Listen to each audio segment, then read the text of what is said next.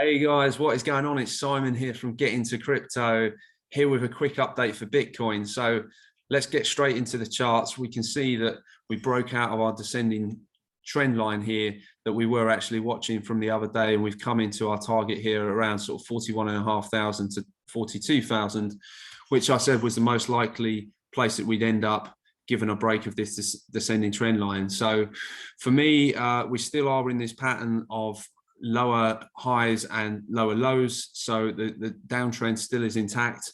To change that, we'd need to see a break above 44,000, preferably a daily close on decent volume, and then if we did break that area and confirm it as a breakout, I'd be targeting a move up to this 52,000 level, but that's probably a little bit premature at the moment. Obviously we're dealing currently with this 41,500, 42,000 level. Naturally, we are finding a little bit of resistance there. We can see this is a pretty key level that we've come down and tested a few times in the past. Obviously, it was the last level that we found support at before we broke down through it. So there's likely to be a few traders that were stuck in long positions here that are looking to get themselves flat. There's probably a few traders that have bought into this level that now want to cut their losses or potentially flip short on the asset. So yeah, I don't see too much change in terms of a sort of medium time trend.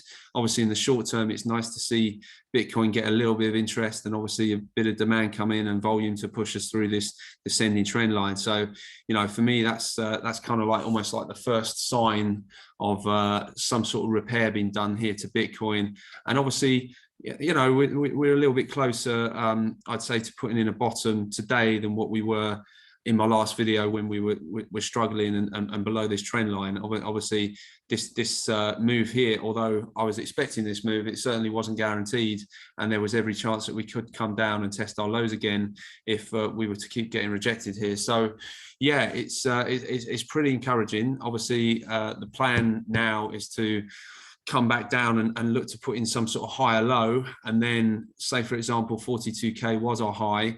We then have that as a fairly nice target then to be able to break and put in a higher high, and we can then talk about, you know, this market potentially resuming its uptrend and its upward journey towards the six-figure level, which I am personally hopeful of for the end of this year. Obviously, just going into the 4 hour, we can see I've actually drawn a bit of a bear flag pattern here, just connecting the lows in Bitcoin, and naturally the breakout here, that move into the 42k has lined up pretty nicely with this bear flag. So we've got a little bit of bearish confluence around here, and obviously this is a level that Bitcoin bears would look to attack. So yeah, I wouldn't be surprised if we do now see a bit of a choppy price action, maybe some sideways price action ranging within this bear flag. And then it remains to be seen whether we can actually get above this bear flag and get above the 44k level, or whether we actually look to rotate back down and come down. And probably if we do actually lose this ascending channel line in the bear flag, more than likely we will come down and retest our lows. And just going out to the weekly, we can see here in terms of my current sort of, I'd say most probable scenario, even though it's not necessarily the one I'm hoping for, and I'm sure like there's many in the crypto space that are hoping that the current low holds. But I think we've got to be realistic. There was a very good non-farm payrolls number that came out on Friday.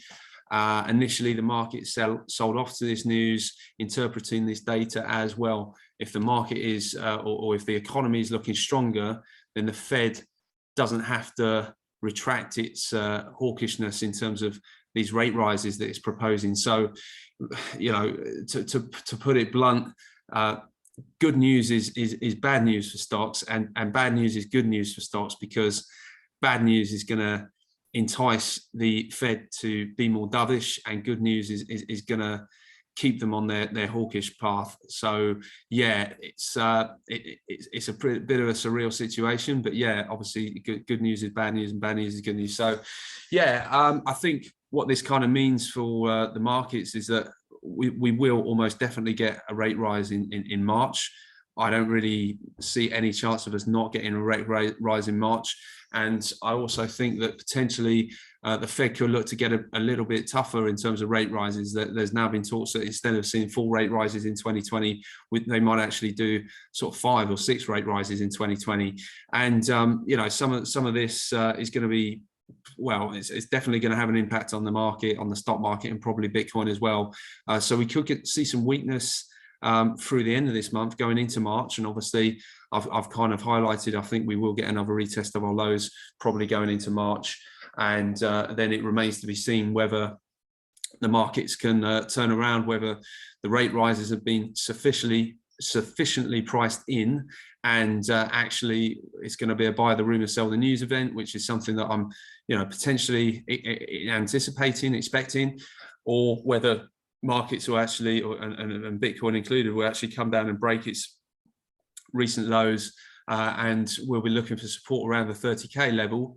Obviously, if we don't find that, then it could be that we still come down into the 20s. So nothing's off the table. Nothing is confirmed yet. We're still in a pretty precarious position. And just going over to the Nasdaq quickly then, and looking at what happened last week, we can see on Friday we had a sell-off. We actually recovered somewhat. Interestingly, in my other video, midweek video, I actually said I thought we could bounce here, come up to this 100-day moving average, and then we might come back down and test the 300-day moving average, which is exactly what we've done. So from here, we'll be looking to see whether stocks can actually hold this 300-day moving average, potentially come up and challenge the 200-day once again. But it's likely that we could be in a bit of a holding position, certainly going into March when the Fed are expected to raise rates.